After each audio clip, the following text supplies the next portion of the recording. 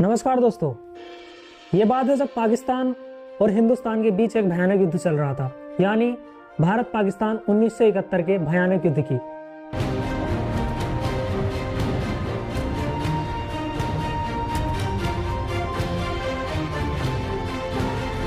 जब भारतीय वायुसेना के लड़ाकू विमान पाकिस्तान के सैनिकों को और ठिकानों को तबाह नष्ट कर रहे थे।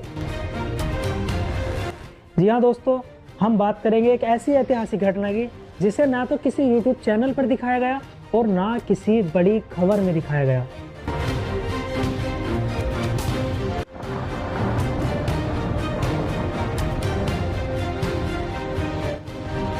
तो चलिए दोस्तों, हम बात करेंगे स्क्वाड्रन लीडर धीरेन्द्र जाफा की, जब वह SU-7 सुपरसोनिक फाइटर बॉम्बर विमान से पाकिस्तान के लाहौर में पाकिस्तानी ठिकानों को और सैनिकों को नष्ट कर रहे थे।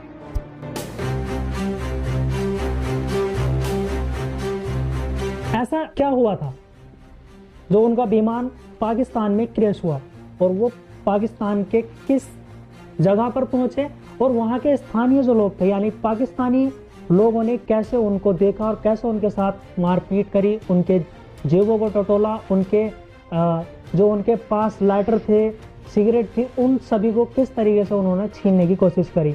और हाँ, सबसे बड़ी बात, कैसे पाकिस्तानी सैनिकों ने उनको स्थानीय लोगों से यानी कि पाकिस्तानी लोगों से बचाया, लेकिन फिर बाद में उन्हें मारने की प्लानिंग करने लगे। जी हाँ दोस्तों, आज हम इसी बात पर चर्चा करेंगे। दोस्तों, ये बात है 5 दिसंबर 1971 की, जब एक हिंदुस्तानी स्क्वाड्रन लीडर धीरेन्द्र जाफा का SU-7 सुपरसोनिक फाइटर बॉम्बर विमान लाहौर में पाकिस्तानी सैन्य ठिकानों को और तोपों को नष्ट कर रहा था। तोपों से निकलने वाली गोलियों से जाफा के विमान में आग लग गई और कुछ ही समय में आग की लपटें विमान के कॉकपिट तक पहुंच गईं। विमान का कंट्रोल और जाफा का कंट्रोल हाथ से छूट गया, जिससे उन्होंने सीट एग्जिस्शन का बटन दबा दिया। विमान ने जाफा को हवा में फेंक दिया। जाफा पैराशूट के सहारे पाकिस्तानी इलाके में पहुंच गए और वहां पर जब नीचे उतरे तो सब वहाँ के आसपास के सब गाँव वाले थे, उन्होंने एकदम से हुए तक भी अल्लाह अकबर की आवाजें आने लगी साहब, और एक मजमा लोगों का आया, उन्होंने हमें घेर लिए, लूटना शुरू कर दिया। उनके हाथ जो थे मेरी हर जेब में घुसे हुए थे, यानी जिसको जो मिला उसने निकाल लिया। मेरी सिगरेट, मेरा लाइटर, जो भी चीज मेरे पास थी, मेरे हाथ के दस्ताने उतार लिए, मेरे गले का मफलर निकाल लिया, और कुछ लोग मेरे बूट, फ्लाइंग बूट खोल रहे थे साहब। जब एकदम से पाकिस्तान के फौज के कुछ सिपाही वहाँ भागते हुए आए, उन्होंने धक्का देके इन सब गाँव वालों को अलग किया, तो शायद उसके बाद वो मुझे मारते थे, मगर इन फौजी सिपाहियों के आ जाने से उन्होंने मुझे अपने कब्जे में ले लिया। दोस्तों, पाकिस्तानी फौजियों ने जाफा को पाकिस्तानी लोगों से बचाने के बाद उन्हें पाकिस्तान की सबसे सुरक्षित युद्धबंदी रावलपिंडी जेल में एक बंद अंधेरी कोठरी में कैद किया, लेकिन वहां पर उन्होंने कुछ नहीं बताया।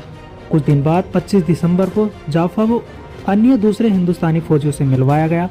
रावलपिंडी जेल में लगभग 12 भारतीय वायुसेना के फाइटर पायलट कैद थे। उनमें से फ्लाइट लेफ्टिनेंट दिलीप पारुलकर ने जाफा को गले लगाया।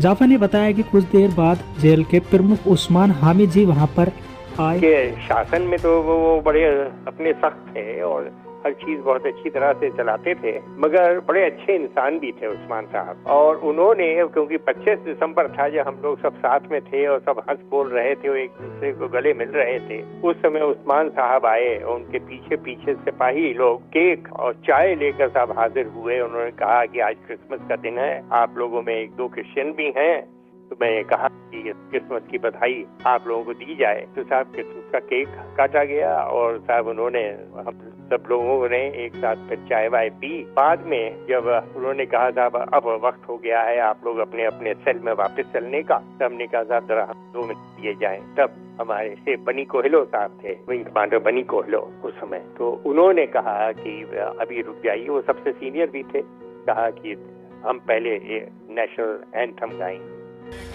मन अधिनायक जय हे भारत भाग्य विधाता, पंजाब सिंध गुजरात मराठा द्राविड़ उत्कल बंगा, विंध्य हिमाचल यमुना गंगा।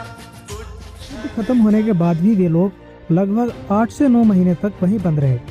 वहाँ पर खाना कम, निगरानी सख्त और मानसिक दबाव बहुत ज़्यादा था। इन 12 पायलटों में से केवल 3 भारतीय पायलटों ने जेल से भागने का फैसला किया।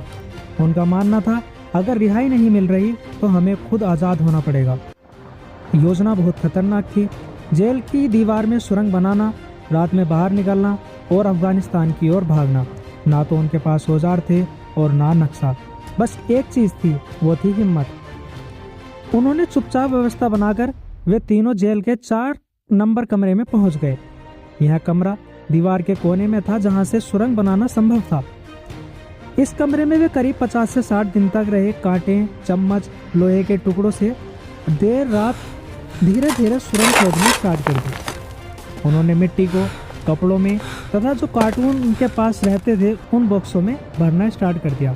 13 अगस्त 1972 की रात को तेज बारिश हो रही थी और 14 अगस्त को पाकिस्तान का स्वतंत्रता दिवस भी था, इसलिए वहाँ की सुरक्षा बहुत ढीली थी। तीनों पायलटों ने सुरंग से रेंगते हुए जेल से बाहर निकले। पहली बार जो फोन बजा तो मैंने ये सुना, क्योंकि उनका गार्ड रूम मेरे सेल से काफी नजदीक था और कोई भी टेलीफोन पे बात करता था तो वहाँ मैं सुन लेता था। तो पहले उसमें तो मैंने ये सुना कि इस तरफ से जो पुलिस के कॉर्पोरल थे वो जवाब दे रहे थे, हाँ सर सब लोग हैं, सब लोग यही हैं, हाँ सर मैंने देखा है, सब लोग हैं यहाँ। बाद में उन्होंने कहा कि जाइए देख कर आइए कौन है कौन नहीं है। तब साहब वहाँ पर हड़कंप मची। जब ये गए, इन्होंने चाबियां ली और सब सेल खोलकर देखना शुरू किया और फिजिकली चेक करना शुरू किया, तब पता लगा कि साहब ये हालत है। इसी बीच वो लोग अपनी प्लानिंग करने लगे कि साहब कैसे बचेंगे, कि वो लोग ड्यूटी पर थे और ये 3 लोग भाग चुके थे तो उनकी तो शामत आ जाएगी। सबसे पहले उन्होंने कहा कि इसी ने सब कुछ करवाया है और कहा कि इसको वहाँ छेद में डाल देते हैं हम लोग और इसको पीछे से गोली मार देंगे और हम कहेंगे कि ये 4 भाग रहे थे, 3 तो भाग गए, इसको हमने मार दिया है और इस तरह शायद हम लोग बच जाएं। ये सब साजिश बाहर हो रही थी। तो मुझे भी लगा, मैंने कहा कि ये तो बिल्कुल कुत्ते की मौत मरना होगा।